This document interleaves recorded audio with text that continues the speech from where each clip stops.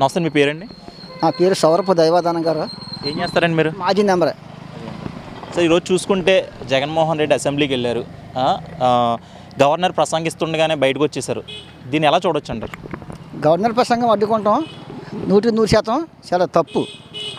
వాళ్ళ ప్రతిపక్ష హోదా ఎలా వస్తుంది? గత ప్రభుత్వంలో కూడా 18 మంది 16 మంది 18 మంది టీడీపీ ప్రభుత్వంలో ఉంటే ప్రతిపక్ష హోదా చంద్రబాబుకి ఎత్తాకే వీళ్ళు అష్ట కష్టాలు పెట్టారు. ఇప్పుడు న్యాయం కదా.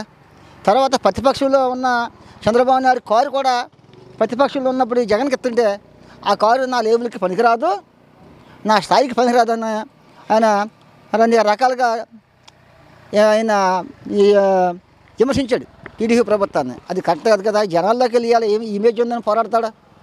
వీళ్ళు ఏమి ఎలగబెట్టారు? వీళ్ళకి అంత ఎమ్మెల్యేలుగా ఉండగాను పేరు నాని కానీ లేకపోతే కొడాల నాని కానీ అసలు అసెంబ్లీ అంటే ఏంటి? తల్లితో సమానం. సస్యశ్యామలం కనుక భారత స్వాతంత్రం వచ్చిన తర్వాత అసెంబ్లీ అంటే అది ఎంతో ఉన్నతమైన వాదాగలన వాదాది. అధ్యక్ష అనాలి. నువ్వెంత నేనంత ఏం పీకుతావు అది ఎంతవరకు వీళ్ళు వచ్చిన తర్వాత బూతులు నేర్పింది వీళ్ళ గవర్నమెంట్లోనే. ఎంతవరకు కరెక్ట్ కాదు. ఈయన జనాల్లోకి వెళ్ళి కొనసాగించలేడు. అది నా లెక్క. అది అండి. ఈరోజు అసెంబ్లీకి అంటే ప్రజా సమస్యల పరిష్కారం కోసం వెళ్ళారంటారా, లేకపోతే రద్దు చేస్తాను ఈ మెంబర్షిప్ రద్దు చేస్తానన్నారు దానికోసం వెళ్ళారంటారు అసెంబ్లీకి జగన్మోహన్ రెడ్డి? ప్రజా సమస్యలు నేను ఎదుర్కోలేదు, చేయలేడినా చేసి తామత పోయింది. ఏంటంటే ఈయన అక్కడికి వెళ్ళింది ఎందుకంటే అల్లరి చేస్తానికే, అంతకుమించి ఏమీ కాదు. ప్రతిపక్షవాద ఆయనకి ఎలాగెత్తారండి? ఆయన ఏమి చేశాడని చెప్పండి. గత ప్రభుత్వంలో కూడా విమర్శించాడు. ఇలా చంద్రబాబు నాయుడికి పనిచేసిన కారు ఇది పనిచేయదా? జనాలు తినరోళ్ళు, జనాలు అవగాహన ఉన్నారు. జనాలు ఇలా ఎమ్మెల్యే కన్నా మంత్రుల కన్నా జనాలు ఓటర్లు తెలివైన వాళ్ళు వినపడుతుందంటే దాన్ని బట్టి మనం ఆలోచించుకోవాలి. కూటమి ప్రభుత్వం చాలా కొనసాగుతుంది. కాకపోతే ప్రభుత్వం బడ్జెట్ లాస్లో ఇచ్చాడు గవర్నమెంట్. ఏమండి గత ప్రభుత్వం అమ్మఒడి ఎన్నాళ్ళకి వేసాడు? వెంటనే వేయలేదు కదా, ఓ సంవత్సరం తర్వాత వేసాడు. ఇప్పుడు ప్రభుత్వం వీళ్ళు నీకు 15 అన్నారు. వీళ్ళని అవగాహన చేస్తున్నారు.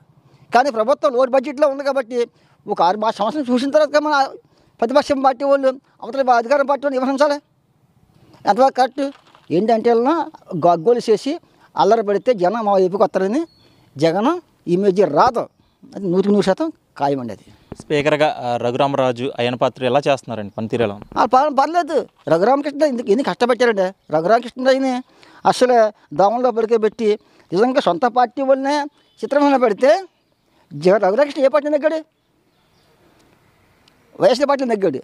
ఆయన విధానం నచ్చక ఎదిరింతే అతన్ని జైలునే ఎత్తాం, కొట్టేంతాం, అరికాళ్ళ బొబ్బలకిలా కొడతాం. ఎంతవరకు కరెక్ట్? అది న్యాయవర్గం వల్ల కదా, అది కరెక్ట్ కాదు. ఇప్పుడు అదే స్థితి తొందరలో కూడా మా విషయంకే వస్తుంది.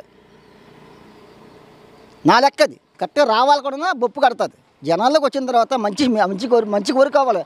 అది గవర్నమెంట్ ఏ గవర్నమెంట్ వచ్చినా కొన్ని కాలం ఉండిపోయేలాగా కోరుకోవాలి.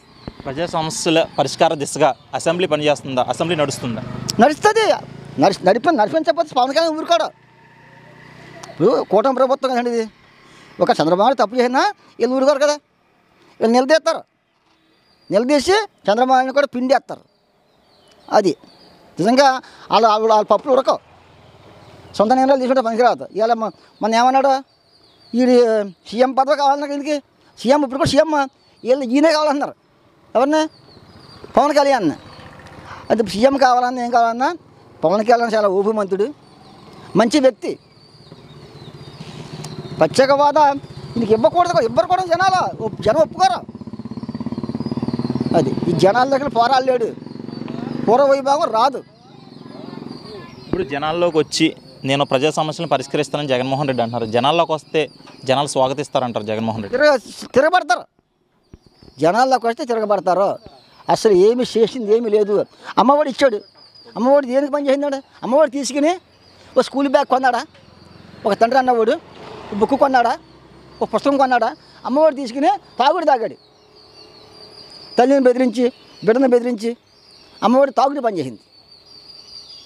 నా అభిప్రాయం అది. అమ్మఒడి తప్పు అది. ఓకేనా? థ్యాంక్స్.